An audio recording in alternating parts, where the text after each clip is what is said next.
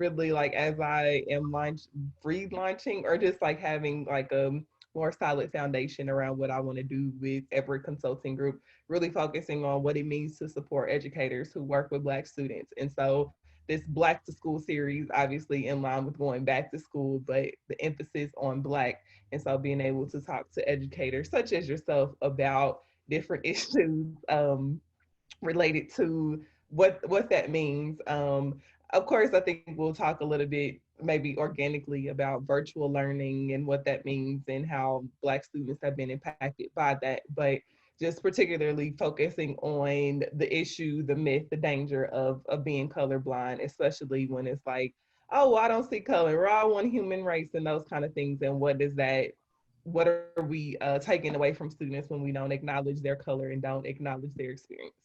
So first things first, if you want to briefly introduce yourself, give some background on your educational journey. You know, you can start at high school, college, wherever you want to. And then just, if any of those particular things, what led you to the field of education? Obviously, I know the answer, but it's for people who Yes. are going to watch it. All right. Well, Tymia Morgan, that would be me. I am born, raised, and educated for the most part here in Kansas City. I just started high school. I went to high school at Lincoln College Prep Academy. Very, very proud of that. And from there, I actually went on to a HBCU, Philander Smith in Arkansas. And from there, I actually went to UPenn in Philly and spent a few years there. So now that I'm back home, I've been teaching for the last 6 years. This is my sixth year. I It does started, not feel like it's been that long. yeah, like time is moving fast, especially now. But I started out my career at Hogan Middle School, where I taught a reading class. And ever since then, I've been at Central High School. I teach English. I also teach Avid. And last school year, I was the senior sponsor. So that was fun. Awesome. And so are those still all the same courses that you are slated to teach for the Um, 2021 school year? Not exactly, and that's the cool part. Last school year, I actually had my hands really, really full. I wore lots of hats, and I actually taught like three different classes. I had English 9, 11, 12, and Avid 10. So it was kind of a lot. So this school year, I am super grateful to only be holding English 12 and Avid 11. So I have a better load this year, which is really cool. And I forgot to answer the question about why I Yeah. teach. So, teaching kind of runs in my family. My mother, bless her heart and her soul, Yes. Bless. um, has been in the field of education for as long as I've been alive, longer actually. So now she is retired, but even still, she is extremely active in her field. She volunteers with reading and different schools. So she is just super, super active. And then even past her, I believe I had a great aunt who was a teacher as well. So it's always been something that our family kind of holds in high esteem. Yes. Awesome. Yes, Miss Morgan, shout out to her for for setting that foundation. And even, I mean, when I think of my own educational journey, obviously my mother has a similar path. And so I still classify myself as an educator. Obviously, I'm not in the classroom, but still having all these experiences of working with students. So kudos to all of you all, classroom teachers, just anybody who is educating the baby. So kind of along with that, what would you say keeps you in the field in light of, even if COVID wasn't a thing, but serving 6 years is probably, does that make you tenured in some capacity with the school district? I don't know. But Actually it does, yes. okay. Once you hit past your fifth year, Okay. those are a little bit different as far as tenure is concerned. But it's definitely different from the college scene where Right. the whole thing. I just kind of had to last, so I'm thankful for that. But as far as staying in it, my students, honestly, because everything else at one time or another is just tragic, to be honest. It gets A nice really, way to put it. I mean, it just is like whether it's funding or support, administration, like building problems, heaters and speakers, and there are just so many things that as a classroom teacher will go wrong. So Mhm. for me, the love for my students holds me steady, keeps me in the game. Awesome. And obviously, our students need people like you. And I can attest to the way that students, there's like fear is the wrong word, but just like there's It's this respect. expectation. What'd you say? Respect. Respect. But yeah, I think I've seen you personally set an expectation with students. So it's like they know that you're there as an educator, but also as a support system. And I know there's some things that wouldn't, would never be in a job description, but that you do for students, whether it's like, I remember even saying, hey, I got some baby clothes. You got a student that needs these. And so being able to stand in for those small supports that, I know that many teachers do that, but your students specifically know Miss Morgan is not to be played with, but I know that she will support me. And I think probably, well, because wait, I don't know if you want me to disclose your age, but as in your early 30s, but just thinking about how you had to come into your building at Central High School in your mid to late 20s and as a Black woman, and what does that mean for the students that you work with, and just in general. I mean, Black women having to establish themselves as an authority but not seen like too much one way. So that's a topic for another day. But I think you've definitely overcome those challenges. So I think Thank some of the other you. questions that I sent you, we've kind of talked a little bit about. So just kind of diving right in. So where do you often see the idea of when we talk about this concept of being colorblind? And I think it's just kind of Mhm. come back to the surface, and it kind of manifests itself when people feel like, well, I'm being nice and diligent by saying I don't see your color. But on the other Exactly. side, when Black people of color see themselves in the mirror, it's not like, okay, well, I can erase this skin color. So where do you often see color blindness talked about within, is it your building or just what other educational spaces or just in general? So there's definitely a spectrum depending on what space um I am in, and I guess I'll expand on that in Mhm. saying that the graduate school that I went to was Ivy League. Yeah. These my colleagues were wealthy. You know, they lived a very different type Mhm. of life, and they were very different people who had different experiences than those students at the HBCU.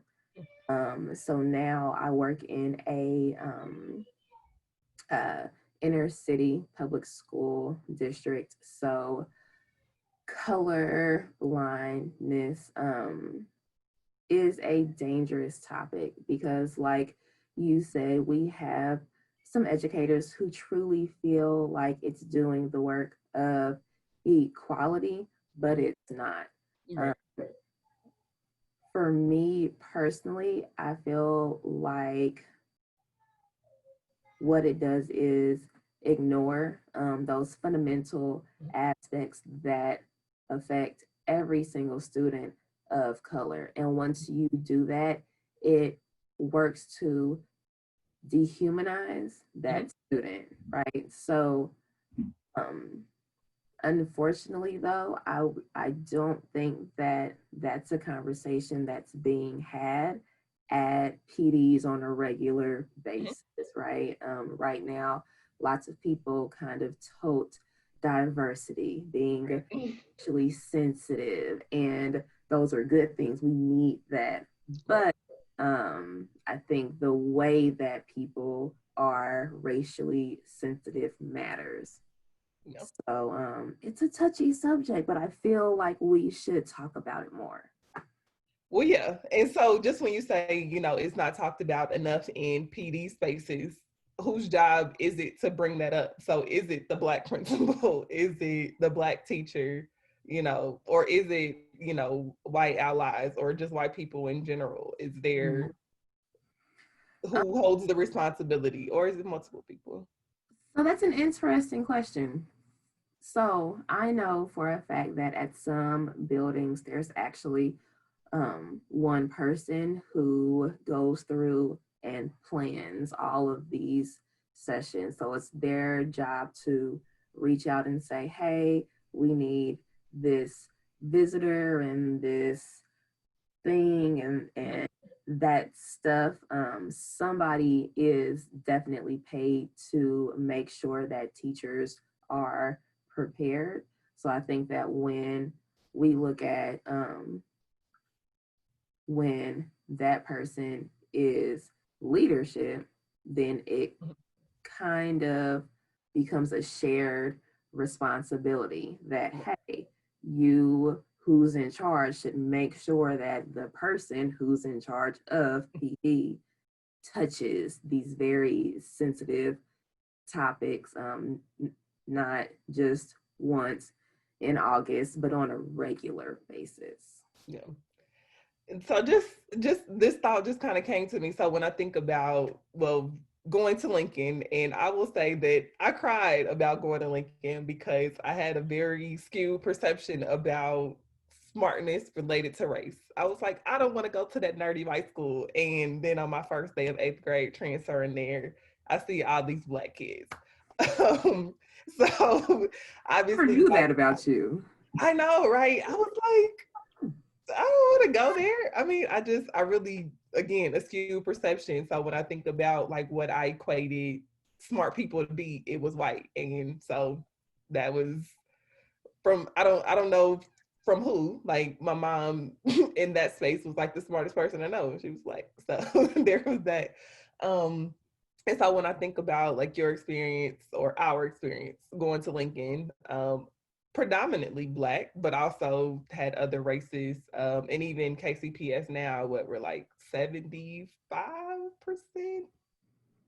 like Black and Hispanic students, very large So percentage. what school? Yeah. Yeah. um, and so just thinking about like your experience of going to Lincoln and then going to a historically Black college and then going to University of Pennsylvania, like you said, Ivy League, well-off, wealthy families and those kind of things. So I'm trying to think of my particular question, but I just think of like your different experiences, and just even kind of recalling how you ended up at Philander. I can't remember the school that you initially wanted to go to when you were a Oh senior. man. Yes, duh. How could I Oh, forget? I Um, was a Spelmanite at heart. I just right. knew I was going to Spelman. Yes, couldn't tell you Lord had nothing. other plans. So you got that financial aid, like coming up a little short. But so I guess maybe you always want to go to the HBCU, but just so maybe the question is more about like how do we impart um racial pride's not the way, but like how do we support students so that they feel like I'm comfortable in acknowledging being Black? Because I do think sometimes it's okay, well, I know I'm Black, people can see I'm Black, but is that something that I need to just tout? But how do we kind of support them in their pride? Even when we say like Black Lives Matter and those kind of things, like how do we support students around race? I think that's a really, really important question, especially in 2020, in a society where there is racial unrest every single day that you wake up. So one has to consider that students could be struggling with what it means to be Black. There are a lot of very strong statements Mhm. being made by lots of people and companies and organizations that are funded by the government. They speak against students of color feeling worth it and feeling worthy. So for me, I think that's where being colorblind is so dangerous, because you don't acknowledge something that students should be proud of. Right. So when you ignore that, it literally leaves no space for students to kind of explore what it means to be Black in a way that's positive, right? So for me, realistically, right, we have a lot Mhm. of Black students who are taught by white teachers, and Mhm. it may be uncomfortable for somebody that's not um, African American or Latino or Latina to jump into something that they truly may not know anything Sure. about. But if we think of the field of education as one for lifelong learners on both sides, Mhm. so teachers can feel comfortable saying, okay, listen, I'm not Black, but I'm willing to learn about it, research, so that I Mhm. can show, hey, I know a little bit, I care, I'm interested, right? That alone opens up spaces for students to grapple with these large and sometimes scary ideas.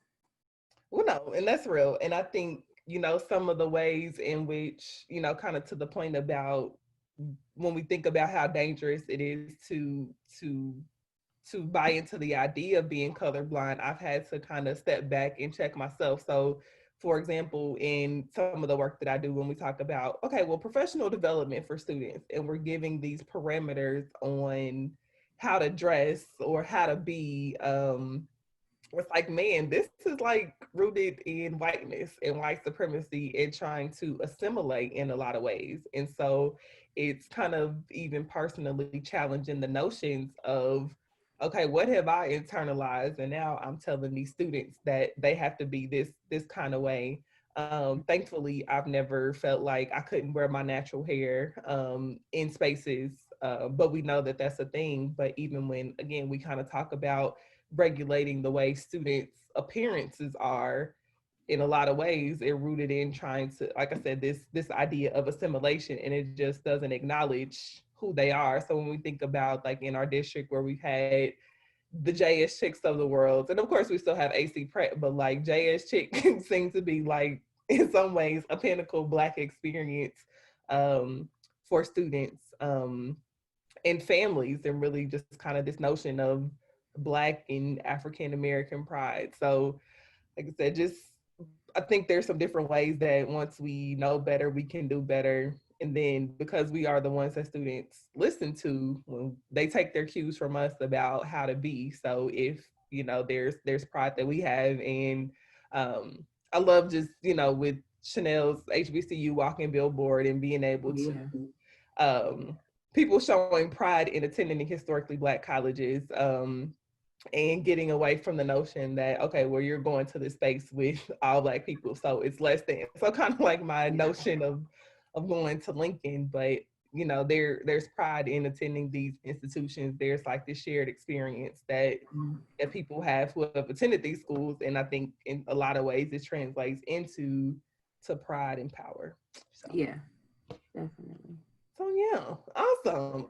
And so I think, like I said, we talked about the dangers and, really what it means and how we can, there's obviously some different space with professional development. But even, for teachers who don't identify as Black or of color or anything like that, how they can make those spaces open, and that acknowledgement of, okay, well, I don't know, but I'm willing to listen. And sometimes it's like, there's just these different notions that people have. They don't even realize they're being racist Obviously, the current occupant of the White House, he knows what he's doing. I think there was a tweet today about saying that their suburban people don't have to worry about low income housing in their neighborhoods anymore. So I read that as white people, you don't have to worry about black people living around you anymore because of some policy he's going to be able to enact. So even like that's like that overt racism, but then there's just some different ways that we perpetuate it. Sometimes knowingly, sometimes not. So Yeah. And that's as if housing wasn't like a sticky enough situation for people of color. Like, yeah, no, let's make that. very sticky, very sticky. Housing, income inequality, all of that stuff. So Exactly. so yeah. So one my two final questions, but um, so goals, dreams, and aspirations for your students. So kind of bringing it back to your students, and then this is a space to talk about Black students. Obviously, acknowledging all of our students have are in need of our educational system, but I think there's some importance that we need to put specifically on Black students and their experience. So when you think about your students, your babies, what are some of the goals, dreams, and aspirations you have for them? Oh man, so there are a few. Of course, I teach English, so for me, one of the pillars of my teaching philosophy is going to be that I'm able to help students, number one, to be understood, right? I feel like in this society, language barriers, and not specifically knowing a certain language, but literally the way that someone speaks can just keep them out of the room and can land them into very hot and hostile situations. So I always want my students to be able to walk into any room and speak to anybody and be understood and respected. So that's a big part for me. Another one that's content based is just understanding that a lot of times the devil is in the details, which normally come in black and white. So I want my students to always be able to understand what's happening by reading and understanding what they're signing and looking up and researching and committing to, right? So content based, those are my two, I think, major goals. That I would say just in general for my students and outside of my content, I want my students to be proud of who they are, down to the bone, the bad, the ugly. I want them to be able to walk around with their heads held high, knowing that worthy. And also, I don't want them to be ignorant. America is a hell of a place. A lot of things have happened here that people just don't talk about. And I think that one of the major stains of public education or education in general is that it has been whitewashed and that there are literally students who don't know what the KKK even is. Wow.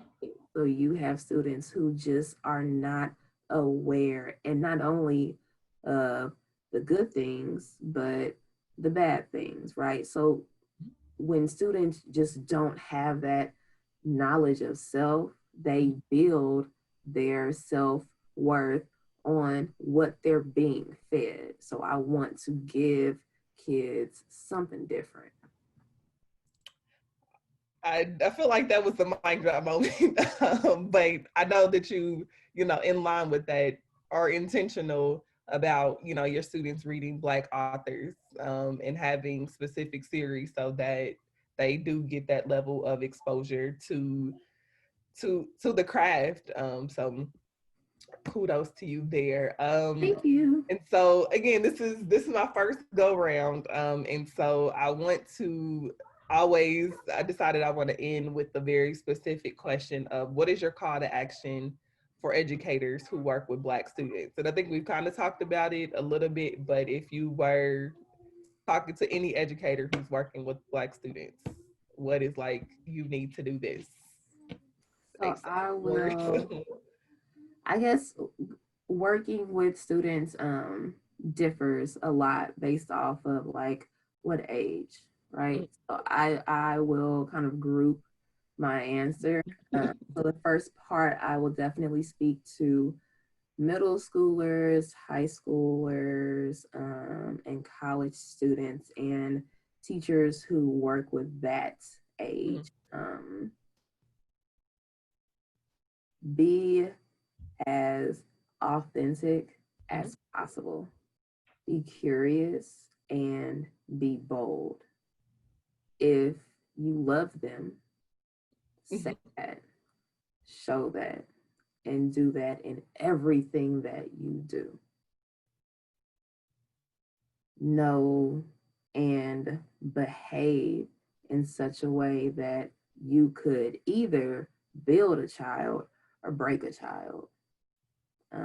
What you do is just that important. So you can't just take it as a game. Right. And then for those of you that teach the babies, I would say be very careful not to judge an innocent child based off of what you may have experienced in your past. When kids are really young, they are what you make them. And for teachers who have young Black students, a lot of times you could very possibly be the most consistent adult they see that is educated, that is compassionate, and